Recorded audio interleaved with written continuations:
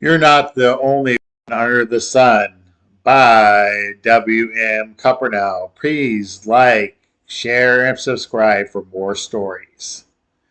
When you lay your head down at night and go to sleep, in other places like Europe and many African nations, it is early morning. They are just about to begin their day. As you dream, many are hard at work, at school, having breakfast, or just having fun.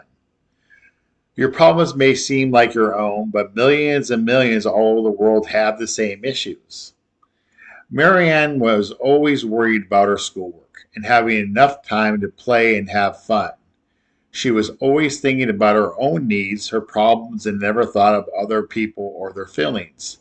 The news was boring. When other kids would cry or feel bad, she never gave it a second thought. She, like many people far and wide, live in their own world. But if you step back and realize we all are a small part that makes up the world. We are among the billions of this planet. Each one of us are unique and have feelings and thoughts much the same as yourself, and sometimes different. But it's important to be considerate and respectful and realize you're not the only one under the sun. Maryanne kept going, even if she saw her parents had a hard day. She never asked how they were doing. When her dad would come home after a long day at work or her mom was tired, all Maryanne would say was, "Let's play," or "Can you take me someplace?" without the slightest concern how her parents were feeling. At school, she never shared. When a girl asked her for some crayons, she would shake her head. But when she wanted to borrow something, she expected it and wanted it now. She would make friends, but always had to be the one in charge and pick the game.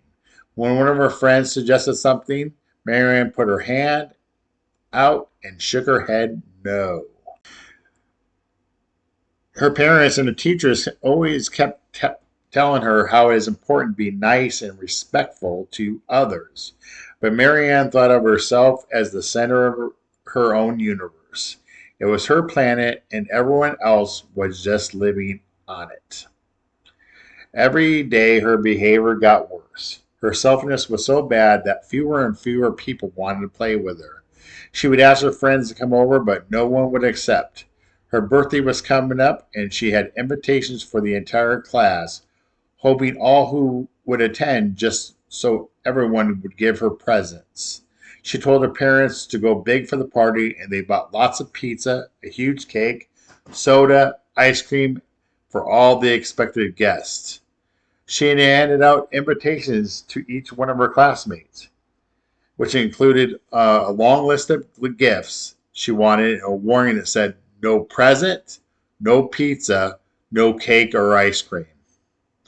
Though all the kids took the invitation, no one came up to her and accepted. They all just nodded their heads and said, "I'll try to make it." Many kids just made faces when she turned her head, and many rolled their eyes as spending time with Maryanne was not pleasant. And she always wanted to control everything and what everyone was doing. Maryanne was not aware of this, but she was sure all the kids would show up for the promise of pizza, cake, and ice cream. Finally, it was Saturday, her birthday. She woke up a year older with a big smile on her face, picturing the huge party and lots of presents, and her as the center of attention. She couldn't wait for the fun to begin. Leaving her room, going out to the kitchen, she saw mother and father hard at work, preparing for a huge party, blowing up balloons, placing plates where each kid would sit, and the backyard was full of games and toys. Her mother and father both looked up from their work, smiled, and said, "Happy birthday, Maryanne," and both gave her a hug.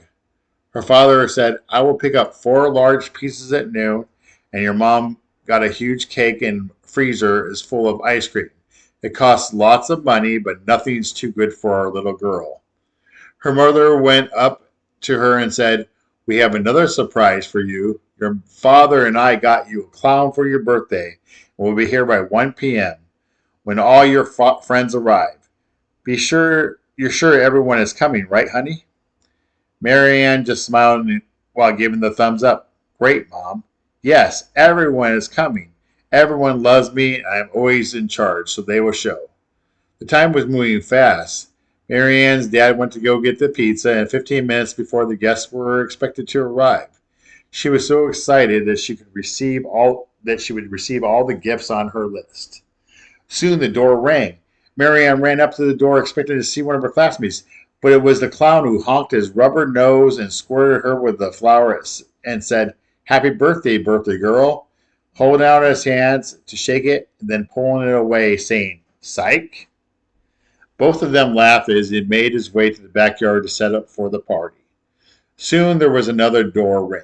Maryanne rushed only to discover it was her dad, who had his hands full of all the pizzas.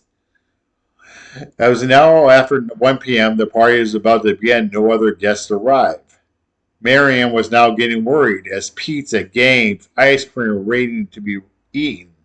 But no one was there except her parents, her brother, and the clown. Way too much food for the five of them. As it grew later, the clown tried to make up for the lack of guests and make it fun, and the cold pizza sat uneaten. Her parents looked at her concerned. Her father put his hand on his head, concerned for his daughter and all the money he spent on the wasted food. It was now 2:30. Clearly nobody was coming. Maryanne grabbed a piece of cold pizza and ran, crying to her room. Not one of her classmates came to her birthday party. Her father, her mother, even her brother came to her room to cheer her up, but she said she would wanted to be alone. She sat down on the edge of her bed, but then she grabbed a book about people in different places and began to think. She looked at the pictures and people and suddenly began remembering how she never thought of anyone but herself, and how she was selfish and treated everyone. Finally, after a few hours of thinking about it, reading her book, she vowed to change. She came out to find the clown gone, the decorations too, the pizza her father went down and donated it to the fire station, and most of the cake. But the stack of ice cream was still in the freezer. Maryanne got an idea. She vowed to change. She walked up to her parents and told them everything and apologized for her behavior and how she planned to change and think of others and consider their feelings. On Monday, she took all the ice cream to the kids and gave each one to some treats. She apologized in front of the class, and then when she went to play, she listened to other kids' ideas and did not just choose the game. She quickly started making more friends by listening and caring about their ideas and their feelings. Her next party, all her class attended and had a great time. Maryanne realized she was not the only one under the sun, and to be aware that everyone has ideas and feelings. If you listen and care about other people, you will win more friends, have a much happier life. The end.